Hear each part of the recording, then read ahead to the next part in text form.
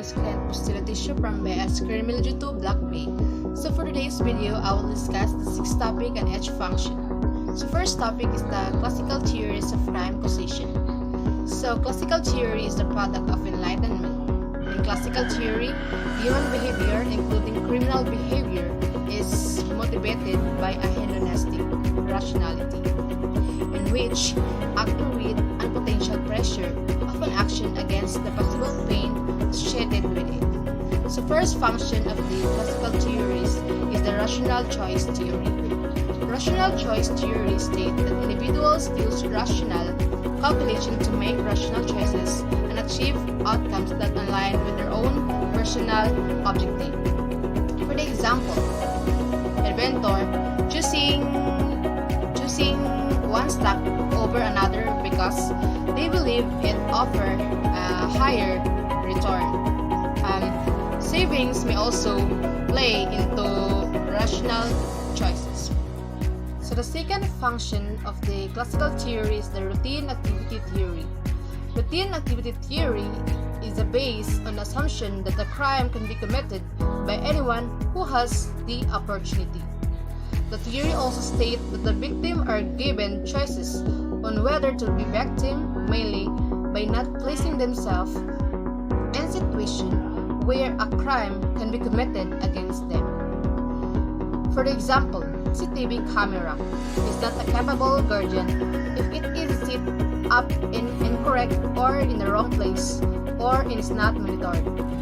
Staff might be presented in a shop but may not have sufficient training or awareness to be an effective deterrent. Routine activity theory looks at crime from the offender point of view. So the third functions of the classical theory is the lifestyle theory. Lifestyle theory asserts that the crime is both a propensity and developmental process that can be career criminal and criminal career paradise, rather than being diametrically opposed, are actually complementary. Lifestyle theory that certain people may become the victim of crimes because of their lifestyle and choices. For example, some with an gambling or substance addiction could be as an easy victim by an artist. So the fourth function of the classical theories is the general deterrence and specific deterrence theory. So general deterrence is a theory in the criminal justice which seek to curb illegal conduct. Under the theory, the public will avoid committing crimes from fear or the strict consequences, while the specific deterrence refers to the use of the punishment for the criminal activity, and then to the encourage a specific individual from committing the crime again. For example, if the person is wealthy, a monetary fine may not deter him from repeating the crime. So the fifth functions of the classical theories is the victim precipitation theory. The victim precipitation theory suggests that the characteristic of the victim precipitate the crime. That is, a criminal could be singled out of a victim because the victim is of a certain intensity, race, sexual orientation, gender or gender identity. For example, a woman may become the target of domestic violence when she increases her job status and her success result in a backlash from a jealous spouse or partner. So the last functions of the classical theories is the incapacitation theory. The theory of incapacitation assumes that the state has a duty to protect the public from the future wrongs or harms, and that such protections can be afforded through some of the incarcerations or incapacitation. It prevents future crime by disabling or restricting the offender's liberty, their movements, or ability to commit a wrong further. For the example of incapacitation theories are incarceration, house arrest, or execution pursuant to death penalty. So the second topic is the psychological theories of crime causation. as with biosocial theories of crime causation, psychological theories focus on the identification and treatment of individual traits that may predispose people to violent behavior. So the first functions of the psychological theories of crime causation is psychodynamic theory and psychosexual stage of human development. Psychodynamic, also known as psychodynamic psychology, in its broadest sense, is an approach to psychology that emphasizes systematic study of the psychological forces that underlie human behavior. While the psychosexual stage of development, during the 5 psychosexual stages, which are the oral, anal, phallic, latent, and genital stage, the erogenous zone associated with each stage serves as a source of pleasure. For example, a childhood event that causes fear in open space by trigger agoraphobia in adult. So the second function of the psychological theories of crime causation is behavioral theory. Behaviorism, or the behavioral learning theory, is a popular concept that focuses on how students learn. The learning theory states that the behavior are learned from the environment and say that innate or inherent factors have very little influence on behavior. Example is when teachers reward their class or certain students with a party or special treat at the end of the week. For good behavior throughout the week, the same concept is used with punishment. So the third function of the psychological theories of crime causation is social learning theory. Social learning theory suggests that social behavior is learned by observing and limiting the behavior to others, while behavioral psychology focuses on how the environment and reinforcement affect behavior. Bandura forth that individuals can learn behavior through observation. For example, in everyday life are common, with one of the most evident being the behavior of children, as they imitate family members, friends, famous figures, and even television character. If a child perceives there is a meaningful reward for such behavior, they will be perform it at the same point. So the fourth functions of the psychological theories of crime causation is the cognitive theory. Cognitive theory is an approach to psychology that attempts to explain human behavior by thought processes. For example, a therapist is using principle of cognitive theory when they teach you how to identify maladapted thought patterns and transform them into the cognitive ones. So the next function of the psychological theories of crime causation is moral development theory. It's a theory that focuses on how children develop morality and moral reasoning. Columber's theory suggests that the moral development occurs in a series of 6 stages. The theory also suggests that the moral logic is primarily focused on seeing and maintaining justice. For example, if an action leads to punish, it must be bad, and if it leads to a reward, it must be good. Authority is outside the individual, and children often make moral decisions based on the physical consequences of action. And the next function of the psychological theories of crime causation is intergenerational transmission theory.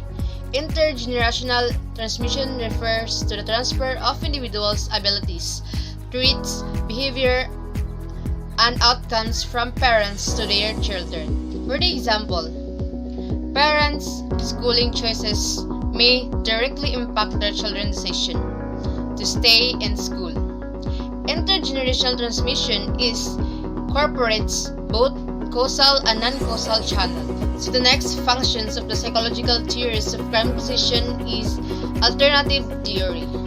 A set of statement or principle devised to explain a group of fact or phenomena, especially one that been repeatedly tested or it's widely accepted and can be used to make prediction about natural phenomena.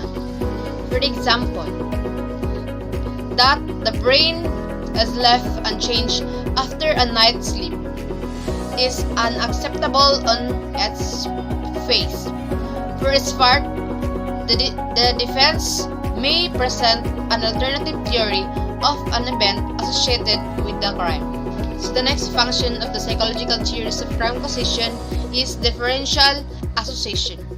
In criminology, differential association is a theory developed by Edwin Sutherland proposing that through interaction with others, individuals learn the values, attitudes, techniques, and motivates for criminal behavior. The differential association theory is the most talked about the learning theories of deviance. For example, if one is exposed to a repeated criminal scenario, this scenario will eventually rub off the other nearby. The differential association theory can differ in frequency, duration, priority, and intensity. The next function of the psychological theories of crime causation is the Einstein conditioning theory. Einstein's theory argues strongly that biological predisposition towards certain personality traits combined with conditioning and socialization during childhood in order to create our personality. This interactionist approach may thereof be much more valid than either a biological or environmental theory alone. So, the next function of the psychological theories of crime causation is integrated theory.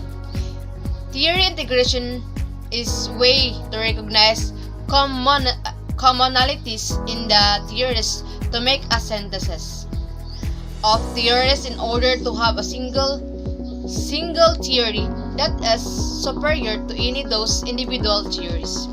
For example, the best example of this stage of integration is Eliot et al. 1979. Integrated theory in which train leads to weak conventional bonds of society, which in turn leads to association with deviant peer groups and those deviant. So the last function of the psychological theories of crime causation is the maternal deprivation and attached theory. Maternal deprivation is the scientific term of summarizing the early work psychiatrist and psychoanalyst John Bowley on the effect of separating infant and young children from their mother, although the effect of loss of the mother on the developing child had been considered earlier by Freud and other theorists. While the attachment theory is a psychological evolutionary and ethological theory concerning relationship between humans. For example, someone who is secure may move through the stage fairly quickly or skip some altogether, while someone who is anxious or avoidant may sit stuck on of the stage. So the third topic is the sociological theories of crime causation. There are many different psychological theories about crime. There are four primary perspectives about deviance: structural functionalism, social strain, typology, conflict theory, and labeling theory. So the first function of the psychological theories of crime causation is a social disorganization theory. Social disorganization theory suggests that a person's residential location is more significant than the person's characteristic when predicting criminal activity, and juveniles living in their areas require criminality by the culture approval with a disadvantaged urban neighborhood. For the example, a tenant in a public housing unit may live there for years and never form a relationship with his or her neighbors. Residents who do not know the children of the area were less likely to intervene when the children displayed acceptable behavior. So the second function of the sociological theories of crime causation is the concentric zone theory. Concentric zone theory is the principle that cities tend to grow in concentric rings around their core. The highest values and intensive uses occur in core, while values and intensity decrease moving outward. For example, downtown is the business area, or the outskirt of town might be the suburbs. This term that we use to just the more common method of using concentric zone model. So the next function of the sociological theories of crime causation is the anomy theory. Anomy theory is the most people strive to achieve culturally recognized goals. A state of anomy develops when access to these goals is blocked to the entire groups of people or individuals. The result of the deviant behavior characterized by rebellion, retreat, ritualism, innovation, or unconformity. For example, if society does not provide enough jobs that pay a living wage so that people can work to survive, many will turn to criminal method of earning a living. So the next function of the sociological theories of crime causation is the strain theory. Strain theory in sociology proposes that pressure derived from the social factors such as lack of income or lack of quality education drives individuals to commit crime. For example, individuals experiencing chronic unemployment may engage their thief or drug selling to obtain money, seek revenge against the person who fired them, or take illicit drugs in an effort to feel better. And the next function of the sociological theories of crime causation is relative deprivation theory. Relative deprivation theory suggests that people who feel they are being deprived of something considered essential in their society. For example, when you can only afford a hat, but your neighbor have a big house, you feel relatively deprived. And the next function of the sociological theories of crime causation is general strain theory. General strain theory states that the strains increase the likelihood of crime. Particularly strains that are high in magnitude are seen as unjust, are associated with low social control, and create some pressure or incentive for criminal coping. Crime is one of the possible response. For example, people who use illegal drugs to make themselves feel better. The next function of the sociological theories of crime causation is the cultural deviance theory. Cultural deviance theory suggests that the conformity of the prevailing culture norms of lower class society cause crime. The mix of cultures and values created a smaller society with the different ideas of deviance, and those values and ideas were transferred from generation to generation. For example, over the past 20 years, gang-related activity to the Caribbean was increased steadily. This increase in gang-related activity has been a result of a conformation and migration of new gangs in Caribbean, as well as the extension of existing gangs. So the next function of the sociological theories of crime causation is the delinquent subculture theory, a theory of juvenile delinquency that builds on the work of Durkheim and Menton, and that focuses on the rule of high aspiration and low opportunity.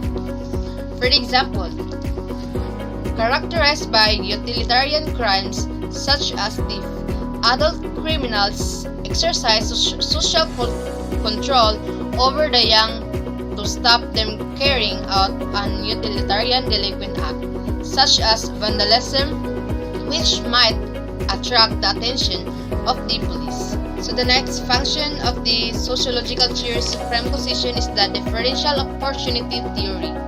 The theory of differential opportunities combine learning, subculture, anomy, and social disorganization theories and expand them to include the recognition that for criminal behavior must also be assessed, eliminate means. For example, the presence of an alarm system prevent the opportunity to commit a crime. So the next function of the sociological theories of crime causation is the drift theory. Drift theory recognizes that juvenile delinquents hold conventional values and attitude. They are aware that their delinquent actions are viewed by society as deviant. To nullify these conventional values and belief, juvenile delinquents learn techniques and neutralization. For example, neutralization and drift theory propose that juveniles sense an obligation to the law. This obligation of the law remains the place most of the time. So the next function of the sociological theories of crime causation is the differential association theory. In criminology, differential association is a theory developed by Edwin Sutherland, proposing that through interactions with others, individual learns the values, attitude, technique, and motives for criminal behavior. The differential association theory is the most talked about the learning theories of deviance. For example, if one is exposed to a repeated criminal scenario, this scenario will eventually rub off to other nearby. The differential association theory can differ in frequency, duration, priority, and intensity. So the next function of the sociological theories of crime causation is the containment theory. Containment theory is a form of control theory proposed by Walter Reckless in the 1940s to 1960s. The theory contends that a series of external social functions and internal qualities effectively insulate certain individuals from criminal involvement, even the ecological variables induce others to engage a crime. For example, push into delinquency or crime might be a low level of frustration tolerance, rebellions, the need for gratification as well as one wants and needs. So the next is the social band theory. Social band theory is a control theory built upon the assumption that people are inherently self-interested. Therefore, it seeks to explain why some people refrain from crime rather than engage in crime. For example, because people have formed many relationships with family members and peers over the course of their lives and have unofficially accepted the social condition and expectation that come with being part of society. So the next is the social reaction labeling theory. Social reaction theory or labeling theory focuses on the linguistic tendency of the majority group to negatively label minority group or those seen as deviant from norms. Social reaction theories claim that the process of defining and suppressing deviance is important to social solidarity. For the example, think about fictional vigilantes like Robin Hood and Batman. Batman is labeled in different ways depending on the public reaction to his escape. The last function of the sociological theories of crime causation is primary and secondary deviance. Primary deviance refer to the violation of a norm or rule that does not result in the violators being stigmatized as deviant. But secondary deviance refers to a deviant behavior that is a result of being publicly labeled as deviant and treated as an outsider. For example, if a gang engaged in primary deviant behavior such as act of violence, dishonesty, or drug addiction, subsequently move to legally deviant or criminal behavior such as murder, this will be the stage of second deviance. So the fourth topic is economic theories of crime causation. The root of crime are diverse and a discipline like economics, predicted on rational behavior, may be something of a disadvantage in explaining a phenomenon largely viewed as irrational. The foray by economists into his area is relatively recent, dating back in the Gary Bakker's path-breaking contribution in 1968. As a part of the larger model designed to explore optical criminal justice policy, he developed a supply of offense function which indicates the factors affecting the number of crimes a rational individuals commits. Since then, there has been much progress in both expanding on his important relationship and utilizing it for more theoretically grounded analysis of criminal behavior. So the first function of the economic theories of crime causation is the economic model of criminal behavior, basic theory. Basic model, the economic theory is the criminal behavior is an application of the neoclassical theory of demand, formalized by Nobel laureate Gary Becker in 1968. It states that the potential criminals are economically, rationally, and responded significantly to the deterring incentives of the criminal justice system. For the example, poor educational attainment may be highly correlated with the incidence of crime. However, this may also be a key determinant of unemployment. So the second function of the economic theories of crime causation is Karl Marx theory. Marxism is a social, political, and economic philosophy named after Karl Marx. It examines the effect of capitalism on labor, productivity, and economic development, and argues for a workers' revolution to overturn capitalism in favor of communism.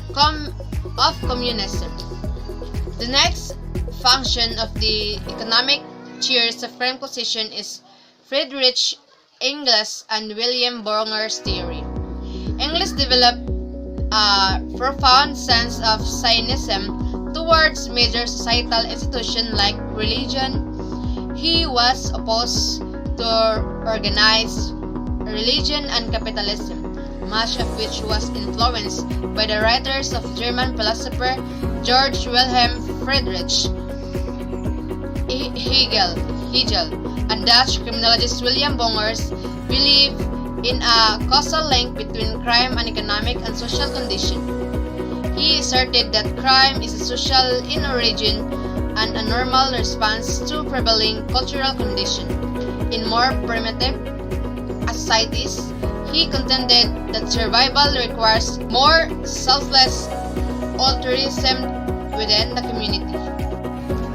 So the fifth topic is the biopsychosocial theories of crime causation.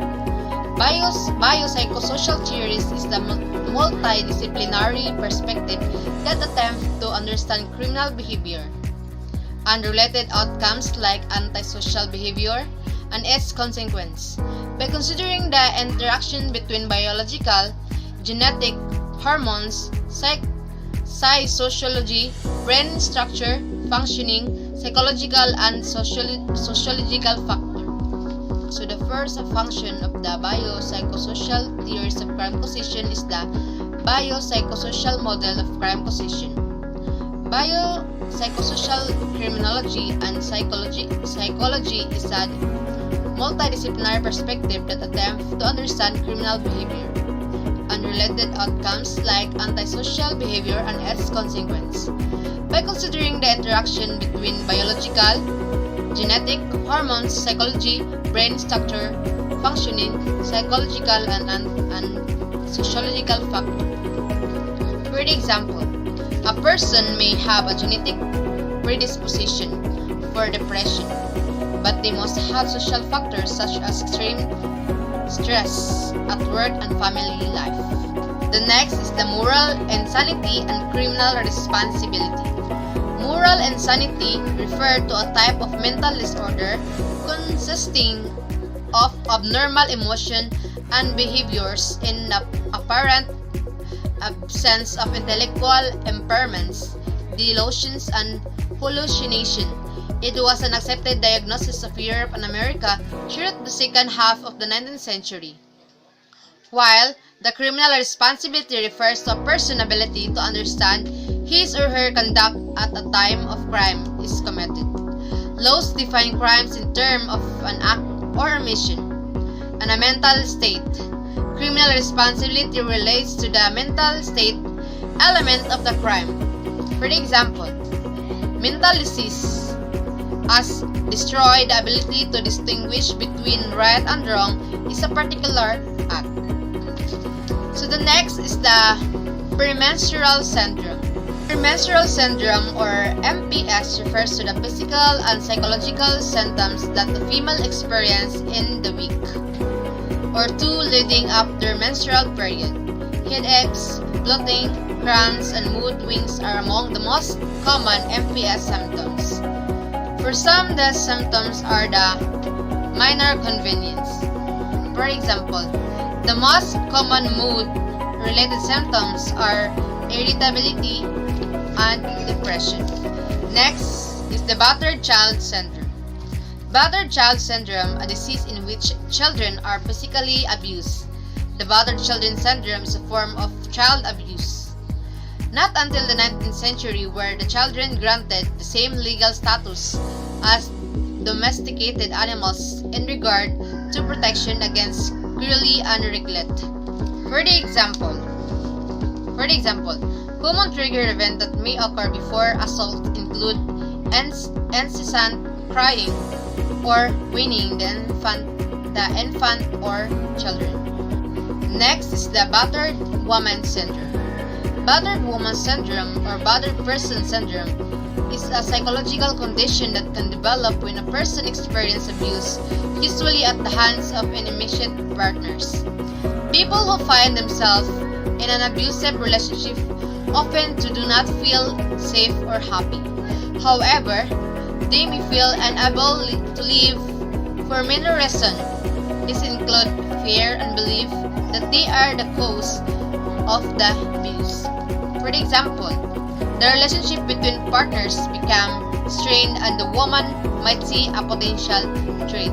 So the last function of the biopsychosocial tiers of crime causation is the postpartum stress syndrome and postpartum psychosis.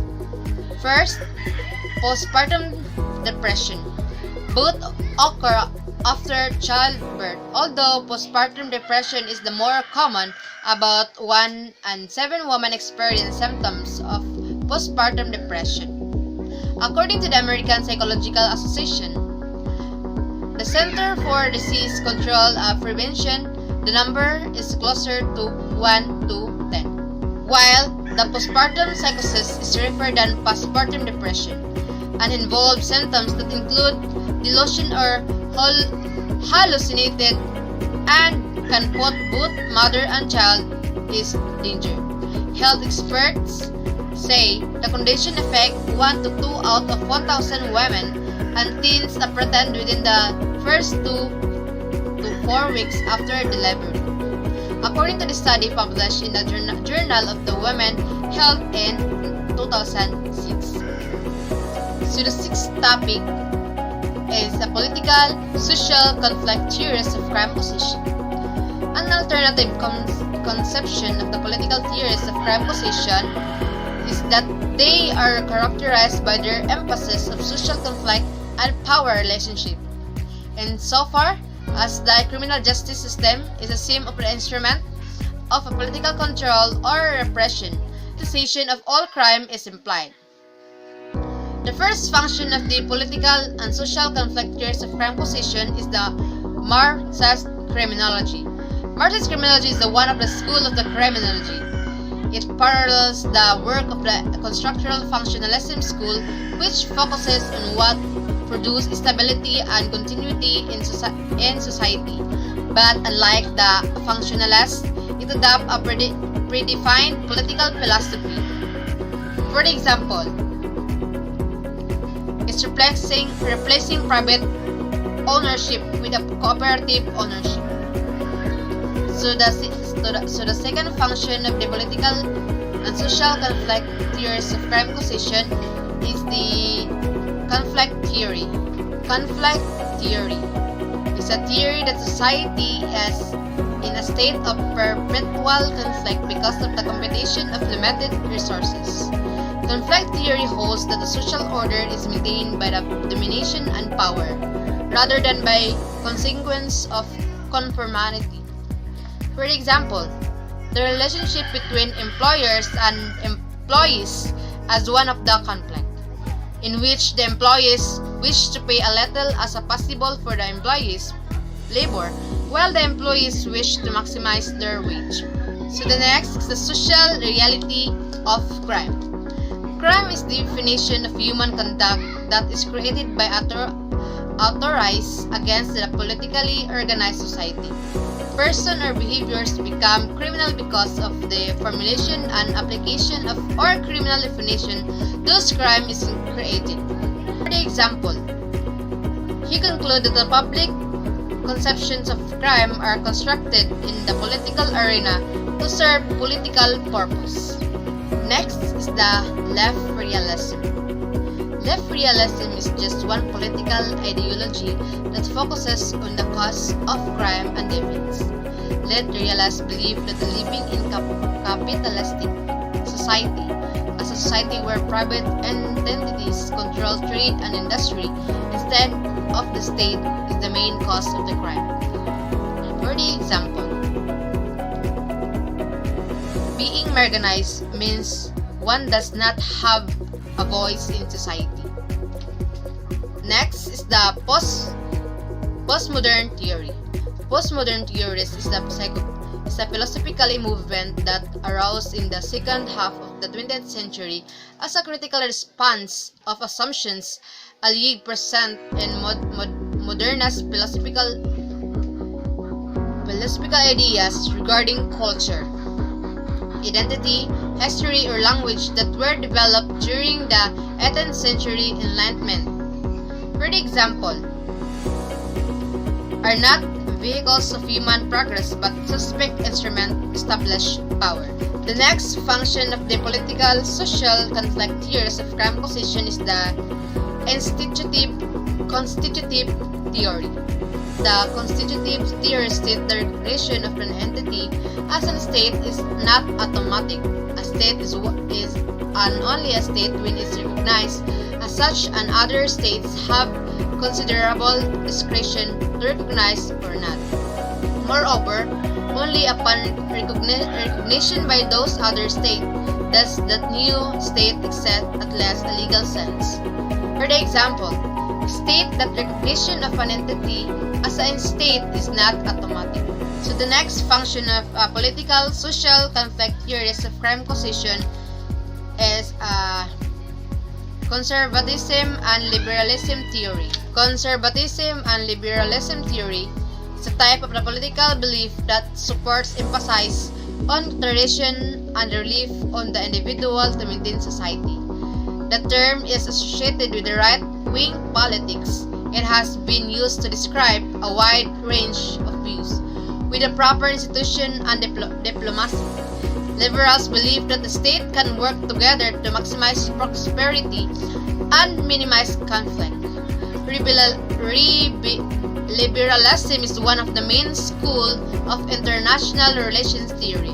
Liberalism comes from the Latin liber, meaning free, referred originally to the philosophy of freedom.